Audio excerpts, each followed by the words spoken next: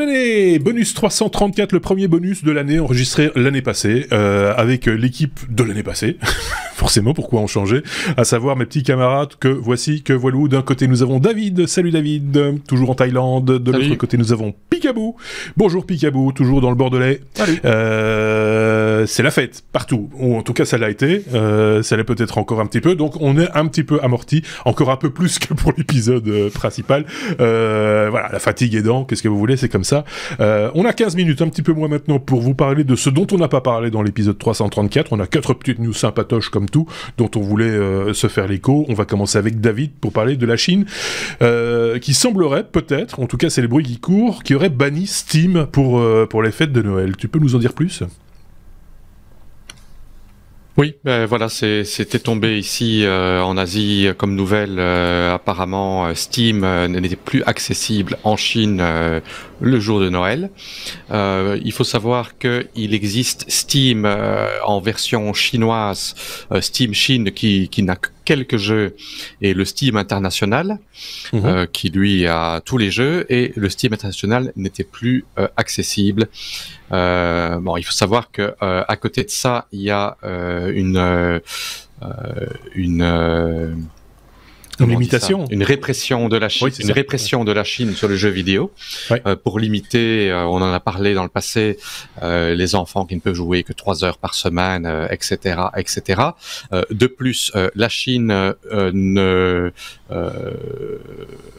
oblige que tous les éditeurs de jeux passent tout un tas de critères. Il peut pas y avoir absolument aucune chose qui est jugée comme étant anti-régime chinois, et ça n'inclut pas que des choses qui sont anti-chinoises, mais par exemple un homme qui a des traits trop efféminés, ça passe pas leur filtre. Et apparemment, à ce jour, il n'y a aucun jeu qui a été déposé au comité de censure chinois qui a passé le test. D'accord. Donc, ça semble être un peu douteux que Steam et tout d'un coup ne soit plus accessible, mais ça pourrait ne pas être que ça pourrait avoir été une attaque DNS. Ce n'est pas confirmé, parce qu'apparemment, la majorité des gens en Chine, toujours pour l'instant, n'ont toujours pas accès à Steam. Ça pourrait être une attaque qui a été faite sur les serveurs DNS et sur le grand pare-feu chinois. Mais maintenant, est-ce que l'attaque vient de l'extérieur ou de l'intérieur? Ça, c'est la question. On sent comment je veux dire ça, un raffermissement, non pas un raffermissement, c'est une contraction côté chinois pour l'instant par rapport à tout ce qui vient de l'Occident. Les jeux, on a parlé des jeux vidéo, mais c'est pas que ça. Il y a aussi d'autres applications qui manifestement pouvaient passer les filtres, et puis finalement ça passait quand même pas mal, et puis blocage. On sent qu'il y a ça, c'est une crispation. C'est le mot que je cherchais en fait côté chinois. Est-ce que tu le sens de ton côté en Thaïlande? C'est ressenti ou pas? Oui, très très très clairement. Et avec la crise du Covid pour l'instant, le chinois moyen n'a plus le droit de voyager en dehors du pays. Et pour toute l'année 2022, c'est déjà garanti que les Chinois ne pourront pas voyager à l'extérieur, sauf pour du business et tout un tas de critères bien spécifiques. Moi, je connais ici personnellement des personnes qui ont du business avec la Chine, voire qui sont mariés ou en couple avec des Chinoises, et c'est une réalité très très très forte, et tout se referme. Ça fait vraiment peur. Je vais dire. J'ai l'impression que maintenant l'Europe devient comme la Chine d'hier, et la Chine d'aujourd'hui devient comme la Corée du Nord d'hier. Tiens, un petit coup de géopolitique à l'occasion, ça nous aiderait tous. Picaboo a peut-être un avis là-dessus sur cette espèce de cloisonnement qui revient à la mode. Il n'a jamais vraiment disparu, mais on le perçoit en tout cas plus en cette fin d'année que les autres années en fait. Ouais, je me demande si c'est pas le dernier coup de semonce d'un régime qui est en train de se dire les seuls moyens qu'on a encore de se protéger, c'est de fermer un maximum de portes avant que ça nous tombe dessus. Je sais pas, voilà. Oui. J'ai l'impression que même un certain nombre d'entreprises, même chinoises, se font taper sur les doigts dès qu'elles bougent une oreille, alors qu'il y a un certain temps, elles étaient un peu plus libres et ça leur permettait de se développer grandement et d'aller attaquer des marchés à droite à gauche. Prenons Alibaba et Jack Ma par exemple. Jack Ma, à un moment donné, il avait disparu, il s'est clairement fait remonter les bretelles. Et il a été mis au pas. Oui, c'est ça. Oui. Alors que économiquement, c'est une réussite. On peut pas dire le contraire. On pourrait discuter des manières d'y arriver, mais il a créé un empire, le gars. Donc, enfin, voilà, c'est très particulier. Là, on est dans le bonus, donc on est un peu étriqué au niveau timing. Mais c'est vrai que c'est ce genre de question qui, à mon avis, reviendra dans le courant de cette année de plus en plus, parce que voilà, au niveau technologique, la Chine, c'est un pays avec lequel il faut évidemment compter. Tiens, Picaboo, puisque je t'ai donné la parole, tu peux la garder. Regarde-là. On va parler d'un drone sous-marin à énergie perpétuelle. C'est beau. C'est beau. Oui, c'est la DARPA qui est on va dire le service de recherche avancée de l'agence américaine, enfin de la défense américaine, qui a commandité un prototype à un certain nombre d'entreprises, je crois, elles sont 3 ou 4, un prototype de ce qu'on pourrait appeler une raie Manta, alors, parce que c'est un peu l'aspect d'une raie Manta vu de dessus, mais en gros, si vous voyez un peu les avions furtifs américains, les grands avions en triangle, leur forme triangulaire, c'est un peu le même principe, mais sous l'eau. Et ce drone, puisque c'est un drone, serait capable d'être sous l'eau en permanence, sans jamais revenir à sa base, grâce à un système qui pour l'instant est assez peu détaillé en termes de technologie, mais il semblerait, d'après la vision d'artistes comme ils font voir dans la vidéo, que vous pouvez aller voir grâce au lien, le drone se pose dans le fond, il déplie une petite antenne avec une petite hélice au bout. Cette petite hélice, grâce au courant, va alimenter en électricité le drone et le drone est reparti. Voilà. Et ça, grâce à ça, le drone, en permanence, peut circuler sous l'eau. Il peut servir à faire de l'espionnage, il peut servir à poser des sondes, il peut servir à faire du repérage, il peut faire beaucoup de choses. Dans le principe, ça reste pour l'instant un prototype en cours de développement, d'après ce que j'ai pu comprendre. On verra ce que ça donne, mais est-ce qu'on le saura vraiment quand ils vont être déployés? Ça, c'est notre paire de manches. C'est autre chose. Mais c'est ça qui me désole un peu, c'est que ça a l'air d'être une super technologie et c'est malin, c'est tout ce qu'on veut, mais de nouveau, c'est la finalité militaire.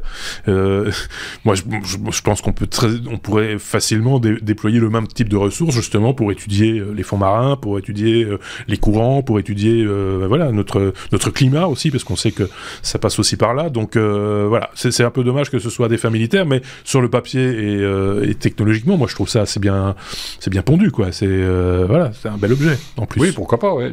Si ça sert à autre chose que pour du militaire, de l'écologie par exemple, ce genre de choses, pourquoi pas. Ouais, ça pourrait être. Le problème, c'est que ça n'arrive pas dans 10 ans, quoi. Oui, c'est ça. Ça, il faudra voir encore. Voilà. Drone sous-marin. C'est vrai qu'on parle toujours des drones, ceux qui se voient. Hein. Là, c'est l'occasion de parler aussi de ceux qui ne se voient pas et qui peuvent servir aussi. David, on va parler d'un ancien employé de SpaceX qui affirme qu'Elon Musk est le créateur du Bitcoin. Voilà, c'est également lui qui fait Père Noël et Saint-Nicolas tous les ans, qui est des rennes électriques. Qui s'appelle Audi. Hein ce serait Satoshi? Ça serait Satoshi, ça serait pas Satoshi, on ne saura pas. Et personnellement, je ne le pense pas, mais en effet, un ancien employé de SpaceX avance qu'il a beaucoup d'arguments pour avancer qu'Elon Musk serait le créateur du Bitcoin derrière. Bon, maintenant, à côté de ça, c'est vrai qu'il y a quand même des arguments plausibles, dans le sens que Elon Musk a été à la tête de PayPal, qui était quand même une grosse société qui lui a lui a rempli ses poches. On peut le dire. Ouais. Au début, il avait les connaissances en programmation. C'est un gars qui est super intelligent, qui avait toutes les connaissances nécessaires et toutes les ressources nécessaires pour pouvoir faire ça. Et à côté de ça, il y avait eu un souci dans le passé. Je sais plus ce que c'était comme histoire aux États-Unis, qu'il y avait l'histoire des subprimes, et ça au moment où le Bitcoin a un peu commencé. Et c'est plausible. Mais maintenant, bon, il y a plein de théories qui ont été avancées. Voilà, c'est... Bon, on n'ira pas plus loin sur ce sujet-là. C'est juste de nouveau, c'est un bruit. C'est rigolo de penser qui serait derrière ça, mais ça pourrait être n'importe qui parce que. Mais par contre, il nie. Oui, c'est ça. C'est ce qui pourrait nous faire penser que peut-être c'est vrai. mais l'esprit de contradiction. Mais voilà. Mais c'est de nouveau, ça fait un peu le buzz. À mon avis, ça l'arrange quand même un tout petit peu que ça fasse un petit peu de mousse, connaissant un peu l'animal en bout de course. C'est un peu. Oui. C'est un peu là-dessus. Il a nié et il a ressorti encore que lui, il aime bien le dog. Ah oui, c'est ça aussi en plus. Oui. Donc voilà. Bon, bah voilà, il n'y aura pas de suite à mon avis à ce genre de genre d'infos, mais par rapport au Bitcoin certainement oui, mais pas par rapport à ce bruit qui court. On va terminer ce bonus avec une petite information. Alors là, je sais pas comment définir cet outil. Tu vas nous dire, Picaboo. Alors si on l'avait mis dans un épisode complet classique avec un abécédaire, tu l'aurais mis à la lettre L. Ce serait un oui mais non ou un L comme léché. Voilà. Débrouillez-vous avec ça. C'est un écran qui a du goût. C'est ça l'idée. Hein. Oui et non. Enfin bon. Le principe c'est que on nous le vend comme un écran que vous devez lécher pour connaître le goût de ce qui est affiché sur l'écran. Alors. Quand on lit l'article et qu'on regarde la petite vidéo, évidemment, on se dit, attends, bouge pas, déjà, je vais lécher un écran. Combien de personnes avant moi qui ont léché l'écran Oui, c'est ça. Bon, enfin, comment ça fonctionne ce truc? Bon, alors donc j'ai lu l'article, consciencieusement, j'ai fait mon petit boulot, et l'article explique qu'en fait, il y a un réservoir au-dessus de l'écran, et on le voit sur la vidéo d'ailleurs, il y a un réservoir, ce réservoir est plein de produits, plus ou moins, on ne sait pas trop ce que c'est d'ailleurs, c'est pas dit. Vous faites une demande à la machine, la machine va faire des mélanges de ces petits produits et va balancer une goutte sur l'écran et va vous afficher une image de ce que vous avez demandé. Donc, par exemple, vous demandez un cassoulet, c'était pour ça le titre que j'avais mis dans la petite news. Vous avez demandé un cassoulet toulousain, par exemple. Et donc, elle va vous afficher un cassoulet toulousain sur l'écran et elle va vous balancer une goutte de ce qu'elle a généré qui ressemble le plus possible en termes de goût au cassoulet toulousain et vous allez lécher l'écran. Voilà. C'est ça, un écran qu'il faut lécher pour connaître le goût. Pour moi, c'est juste une arnaque, mais à part ça, voilà. Non. Alors, il y a pas longtemps, j'ai vu une série sur laquelle l'idée c'était d'entuber le cerveau. Vous savez, les gens qui ont perdu un membre, on leur met un miroir entre les deux, etc. Et voilà. Oui, pour un peu. Peut-être que ça peut jouer là-dessus, peut-être. Je ne sais pas. Mais là, en l'occurrence, et alors, on vous explique qu'en fait, il y a un film sur l'écran qu'on enlève à chaque fois qu'il y a quelqu'un qui va lécher l'écran. Ça fait un paquet de films. Hein. Ce qui est exceptionnel. Oui, vas-y David. Ce qui est exceptionnel, c'est que les présentateurs qui présentent cet écran-là portent le masque tous les deux. Et que la fille qui fait la démonstration retire son masque pour lécher l'écran et le remet après. C'est ça. Et puis le suivant.